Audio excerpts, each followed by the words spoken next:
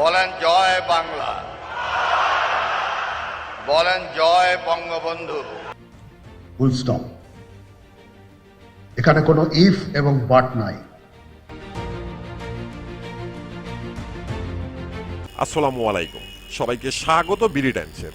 এক ভয়ানক কালো অধ্যায়ের দিকে এগিয়ে যাচ্ছে বাংলাদেশ, আর এমন এক ভয়াবহ কাজে লিপ্ত রয়েছে বাংলাদেশের বর্তমান সেনাপ্রধান এবং রাষ্ট্রপতি। পুরো বাংলাদেশকে ছারখার করে জ্বালিয়ে দিবে বর্তমান বাংলাদেশের রাষ্ট্রপতি এবং বর্তমান বাংলাদেশের সেনাপ্রধান। কি করতে চাইছে রাষ্ট্রপতি এবং সেনাপ্রধান? তাদেরকে এখনো কেন বাংলাদেশে বহাল রাখা হয়েছে? বিগত দিনে এই রাষ্ট্রপতি এবং এই সেনাপ্রধান বাংলাদেশকে নিয়ে কতটা ভয়াবহ নোংরা খেলা খেলেছে? বাংলাদেশের এই মির্জাফরদের বাংলাদেশের ভিতরে এবং দেশের বাইরে থেকে কারা কারা সহযোগিতা করছে? তাদের মূল উদ্দেশ্য কি?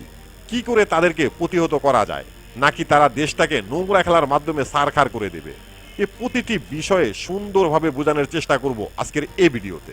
আশা করি পুরো ভিডিওটি মনোযোগ সহকারে দেখবেন। আর হ্যাঁ প্রিয় দর্শক, আমাদের বর্তমান চ্যানেলের পরিস্থিতি বিবেচনা করে বলতে বাধ্য হচ্ছি যে যদি আমাদের চ্যানেলটি সাবস্ক্রাইব করে না থাকেন তাহলে দয়া করে সাবস্ক্রাইব করে দিন, আর যদি সাবস্ক্রাইব করে থাকেন আপনাকে অসংখ্য ধন্যবাদ। বটম লাইন হচ্ছে যে এই সমস্ত আমাদের এই চৌকস সেনা সদস্য যারা প্রাণ হারিয়েছে, প্রথমেই আলোচনা করব বাংলাদেশের বর্তমান সেনাপ্রধান ওয়াকারুজ্জামানকে নিয়ে।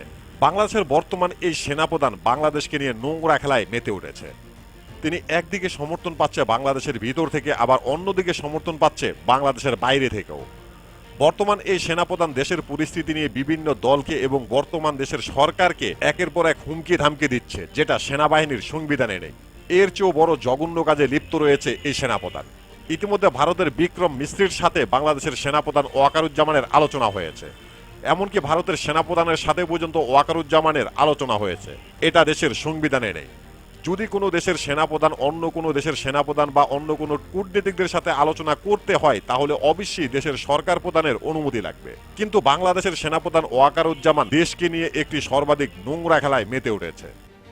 এখানে কোনো ইফ এবং বাট নাই।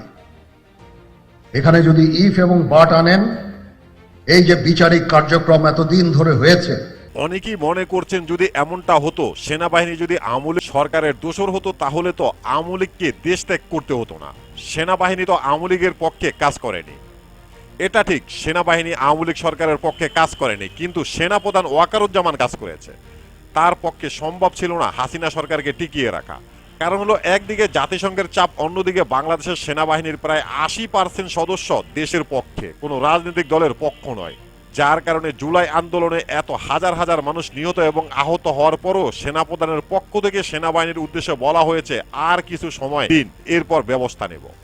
কারণ এ সেনাপ্রধান চেয়েছিল আর কিছু সময়ের মধ্যে হাসিনা সবকিছু কন্ট্রোল করে ফেলবে। তাহলে তো প্রশ্ন থেকে যায়, শেখ হাসিনাকে সেনাপ্রধান নিজেই দেশ ত্যাগ করতে বাধ্য করেছে, এটা কেন? এর কারণ হলো তখন আর সেনাপ্রধানের হাতে আর কিছু করার ছিল না। একদিকে আন্তর্জাতিক চাপ, অন্যদিকে সেনাবাহিনীর ভিতরে একটি বড় অংশ শেখ হাসিনা সরকারের বিরুদ্ধে এবং দেশের পক্ষে।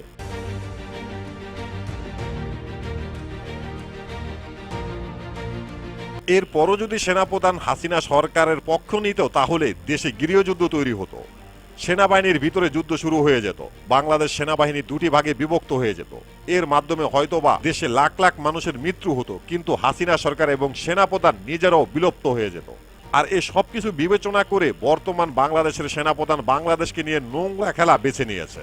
বাংলাদেশ থেকে হাসিনাকে বিতাড়িত করে বাংলাদেশকে ধ্বংস করার আরেকটি রাস্তা তৈরি করে দিয়েছে।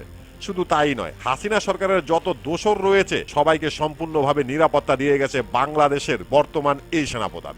তালিকাভুক্ত প্রায় 600 আওয়ামী লীগের নেতাকর্মীকে আশ্রয় দিয়েছে এবং নিরাপদ স্থানে রেখে দিয়েছে, যার মাধ্যমে বাংলাদেশকে নিয়ে নোংরা খেলা খেলতে পারবে। আর তা ইতিমধ্যেই শুরু করে দিয়েছে। বাংলাদেশ সরকার প্রধানের অনুমতি ছাড়া ভারতের গোয়েন্দা প্রধান, সেনা প্রধান এবং রাজনৈতিক নেতাদের সাথে নিয়মিত আলোচনা চালিয়ে যাচ্ছে বাংলাদেশের এই মির্জাফর সেনাপ্রধান।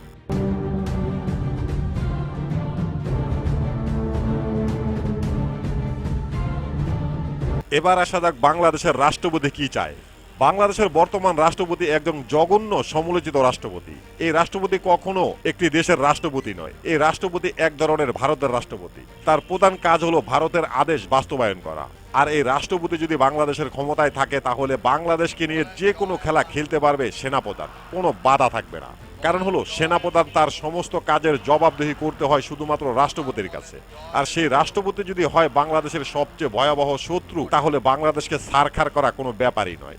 কিন্তু দুঃখের বিষয় হলো আমাদের হাতে এই জালিমকে শেষ করার সুযোগ থাকা সত্ত্বেও আমরা করতে পারিনি, বাংলাদেশের আরেকটি বিরোধী দলের কারণে, আর তারা হলো বিএনপি। এই রাজনৈতিক দলটি বাংলাদেশের রাষ্ট্রপতিকে সরাতে দেয়নি, ধরে রেখেছে, হাসিনার দোসরদের লালন পালন করছে এবং ভারতের সাথে বিভিন্ন চুক্তিতে যেতে চাইছে বাংলাদেশের ক্ষমতায় যাওয়ার জন্য। কারণ তারা মনে করছে হাসিনার মতো তারাও দেশ থেকে বিতাড়িত হতে পারে, সামনের দিনগুলোতে তাদের খারাপ সময় আসতে পারে, তাই তারাও এই ভয়ঙ্কর চালে যোগ দিল।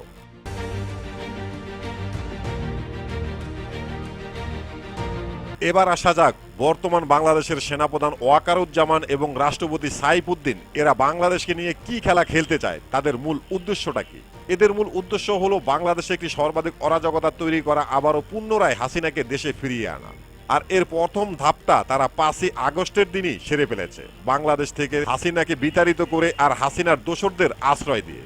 এখন এদের কাজ হলো ভারতের নির্দেশগুলো মেনে তা বাস্তবায়ন করা, দেশের মধ্যে অরাজকতা তৈরি করা, হাসিনার দোসরদের নিরাপত্তা দেওয়া, বর্তমান সরকার প্রধানকে সর্বোচ্চ চাপে রাখা, বর্তমান সরকার প্রধানকে সর্বোচ্চ চাপের মধ্যে রেখে দ্রুত নির্বাচন দেওয়ার মাধ্যমে আওয়ামী লীগকে নির্বাচনে অংশগ্রহণ করা, আর অন্য একটি রাজনৈতিক দলকে দ্রুত ক্ষমতায় আনা, যে দলটি তাদের অবাধ্য হবে না এবং তাদের কথা মেনে চলবে। এর মাধ্যমে আবারও পুনরায় হাসিনাকে বাংলাদেশে প্রতিষ্ঠিত করা, মানে ভারতকে আবার পুনরায় বাংলাদেশকে জায়গা করে দেওয়া। এবার আসা যাক বর্তমান বাংলাদেশের সেনাপ্রধান এবং রাষ্ট্রপতির বিরুদ্ধে বাংলাদেশ কি কোনো ব্যবস্থা নিতে পারবে, এমনকি তাদেরকে সরানো যাবে। এর উত্তর হবে তেমন একটা না। কারণ হলো সংবিধান অনুযায়ী সেনাপ্রধানের বিচার করার এখতিয়ার কোনো কোর্টের নেই। একমাত্র সুপ্রিম কোর্ট সেনাপ্রধানের বিরুদ্ধে অভিযোগ তুলতে পারে, আর তা বিচার হবে সামরিক কোর্টে, যা করা এক প্রকারে অসম্ভব। সেনাপ্রধানকে একমাত্র অব্যাহত দিতে পারে রাষ্ট্রপতি, কিন্তু এটা কোনোদিনও সম্ভব নয়। রাষ্ট্রপতিটা কে? বর্তমানে বাংলাদেশের রাষ্ট্রপতিকে অব্যাহত দেওয়া সম্ভব নয়। গণতান্ত্রিকভাবে নির্বাচিত কোনো সরকার ছাড়া রাষ্ট্রপতিকে অব্যাহত দেওয়া সম্ভব নয়। জুলাই আন্দোলনের পর একমাত্র ছাত্র জনতার চাপের মুখে রাষ্ট্রপতিকে সরানো সম্ভব ছিল, কিন্তু সেটা করতে দেয়নি বিএনপি। তাই বর্তমান বাংলাদেশের এমন অবস্থার জন্য এক প্রকার বিএনপিকে দায়ী করা যায়। এখন শুধুমাত্র আইনি ব্যবস্থা এবং জনগণের চাপ ব্যবহার করে যদি এ সমস্ত অপশক্তিদের কিছুটা থামানো যায়।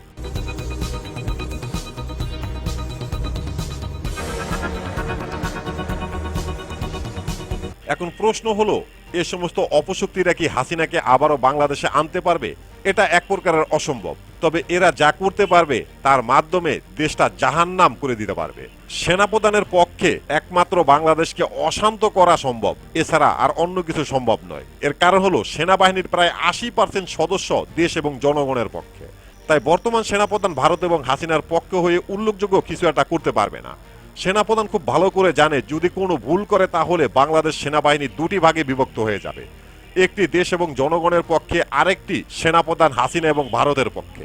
যদিও হাসিনা এবং ভারত চাইছে দেশের ভিতরে একটি সর্বাধিক গৃহযুদ্ধ তৈরি হোক, আর এমন সম্ভাবনা উড়িয়ে দেওয়া যায় না। যদি এমনটা হয় তাহলে সীমান্তের ওই পার থেকে বাংলাদেশে আগ্রাসন শুরু করতে পারবে ভারত। এটা হবে তাদের জন্য একটি সুযোগ।